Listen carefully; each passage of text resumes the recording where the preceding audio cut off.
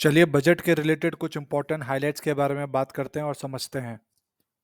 ये बजट में standard deduction जो 50,000 मिलता था सैलरीड एम्प्लॉय को, उसको बढ़ा के 75,000 कर दिया है। प्लस जो फैमिली पेंशन में डिडक्शन मिलता था 15,000, उसको ही बढ़ा के 25,000 कर दिया है।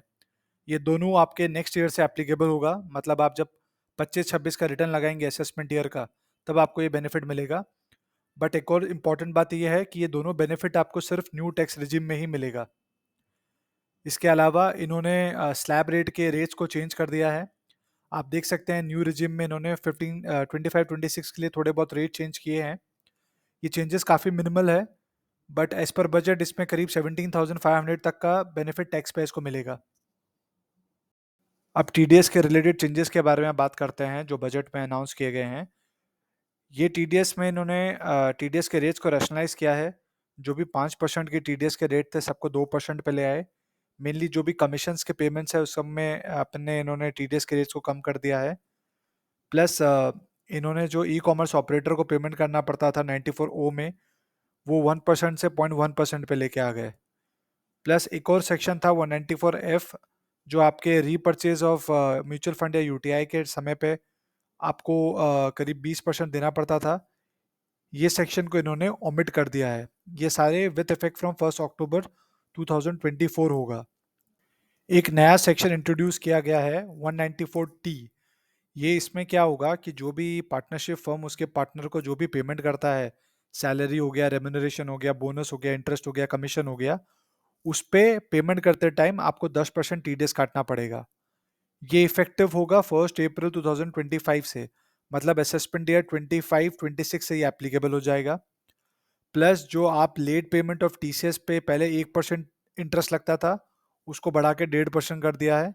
क्योंकि टीडीएस में भी सेम रेट लगता था 1.5% और टीडीएस में 1% लगता था, तो दोनों को रैशनलाइज करके टीसीएस के रेट को बढ़ा के 1.5% कर दिया है। फिर इन्होंने क्लैरिफिकेशन किया है कि काफ़ी लोग जो भी कॉन्ट्रैक्ट या वर्क के रिलेटेड पेमेंट होते थे, जिसका टीडीएस 194 जे में कटना चाहिए था, काफ़ी लोग उसको 194 सी में काट देते थे। 194 सी में रेट ऑफ टीडीएस आपका 1% या 2% है, और आपका 194 जे में अराउंड 2% या 10% है। तो ये क्लैरिफिकेशन करके बोल दिया गया है कि जो भी पेमेंट स्पेसिफिकली 194 जे के लिए है, वो आप 194 सी में नहीं काट सकते, तो आपको 194 जे में ही टीडीएस काटना पड़ेगा।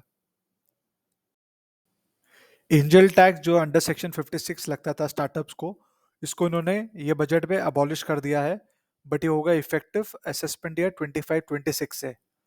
इन्होंने एसटीटी को भी इंक्रीज कर दिया ये बजट में, जो एफएनओ ट्रेडिंग में लगता था, और वो होगा विद इफेक्ट फ्रॉम 1 अक्टूबर 2024।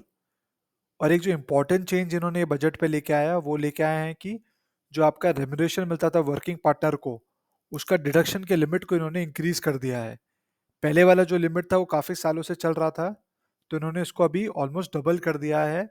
आप यहाँ चार्ट पे देख सकते हैं क्या इंक्रीज किया है इन्होंने। तो ये मेरे ख्याल से काफ़ी अच्छा अमेंडमेंट है जो ये बजट में आया है।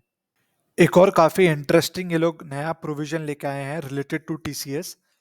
अब से जो भी लग्जरी आइटम होगा जो 10 लाख के ऊपर है, आप उसको जब परचेज करोगे तो आपको एक एडिशनल 1% टीसीएस और देना पड़ेगा।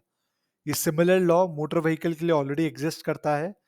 जहां पर आप 10 लाख के ऊपर गाड़ी खरीदते हो तो आपको ऑलरेडी 1% टीसीएस देना पड़ता है। अब इसके एम्बिट को थोड़ा बड़ा करके बाकी अदर लग्जरी गुड्स को लेके आ गए हैं, और ये विथ इफेक्ट फ्रॉम 1 जनवरी 2025 रहेगा। लिस्ट ऑफ गुड्स अभी तक नोटिफाई नहीं हुआ, उसे नोटिफाई करेंगे।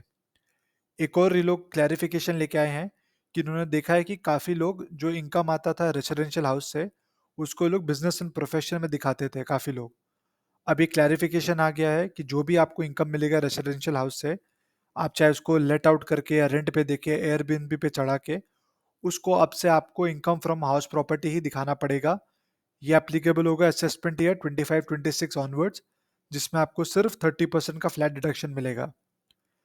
एक और लेके आए हैं जो अपना विवाद से विश्वास स्कीम था जो 2020 में आया था, उसको अभी 2024 में वापस ये लोग लेके आए हैं, जिसमें कोई भी लिटिगेशन होगा उसको ये लोग सेटलमेंट करके रिजॉल्व करेंगे, सो दैट जो लिटिगेशन वाला पार्ट है उसका ड्यूरेशन बच जाए। इनकम टैक्स में एक प्रोविजन है जिससे आप लोअर डिडक्शन या लोअर कलेक्शन का सर्टिफिकेट इनकम टैक्स डिपार्टमेंट से ले सकते हो और अपने डिडक्टर को सबमिट कर सकते हो, जिसके कॉन्सिक्वेंटली आपका टीडीएस या टीसीएस लेस कलेक्ट करे। अब यही प्रोविजन में इन्होंने 194 क्यू जो परचेज पे लगता है, परचेज ऑफ गुड्स पे, और 206C1H जो सेल ऑफ गुड्स पे लगता है, उसको भी इन्होंने ये स्कोप पे इंक्लूड कर दिया है। तो अगर किसी को अभी लोअर डिडक्शन या लोअर कलेक्शन सर्टिफिकेट चाहिए तो उसमें 194 क्यू और 206C1H के अगेंस्ट भी उसे मिल सकता है। तो ये काफ़ी अच्छा प्रपोजल है बजट में। गवर्नमेंट सिक्योरिटीज के इंटरेस्ट पेमेंट पे भी टीडीएस इंट्रोड्यूस हो गया है, वो भी 10% के हिसाब से अबव 10,000। ये होगा effective from 1 October 2024। Immovable property पे जो टीडीएस करता था 1% पे, अब वो अग्रीगेट लेवल पे कटेगा। अगर मल्टीपल बायर है या मल्टीपल सेलर है तो दोनों का टोटल मिलाकर आपका अगर 50 लाख के ऊपर हो रहा है तो आपको टीडीएस काटना पड़ेगा। ये होगा इफेक्टिव फ्रॉम 1 अक्टूबर 2024 से। फिर पहले क्या था कि टीडीएस रिटर्न फाइल करने का डेट ज़रूर था, लिमिट डेट, बट टीडीएस और टीसीएस करेक्शन फाइल करने का कोई लिमिट नहीं था। तो इन्होंने अब क्या कर दिया कि अब आपके एक्सपायरी ऑफ 6 ईयर्स के बाद आप टीडीएस या टीसीएस के रिटर्न को रिवाइज नहीं कर सकोगे। एक और अच्छा ये लोग बजट पे अमेंडमेंट लेके आए हैं कि जो एनपीएस का डिडक्शन लिमिट है उसको अभी आधे दिन गवर्नमेंट सेंट्रल गवर्नमेंट एम्प्लॉय या स्टेट गवर्नमेंट एम्प्लॉय आपको 10% ही मिलता था डिडक्शन, अब उसको बढ़ाकर 14% कर दिया है एम्प्लॉयर कंट्रीब्यूशन पे।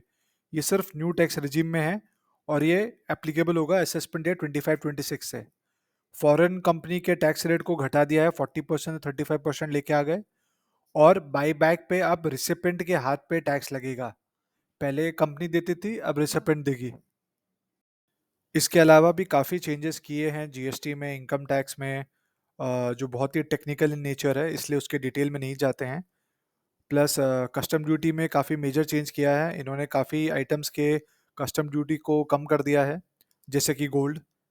और एक और स्कीम इन्होंने काफ़ी इंटरेस्टिंग लॉन्च किया है, वो किया है इंटर्नशिप प्रोग्राम का। उसके बारे में अपन एक अलग वीडियो में बात करेंगे।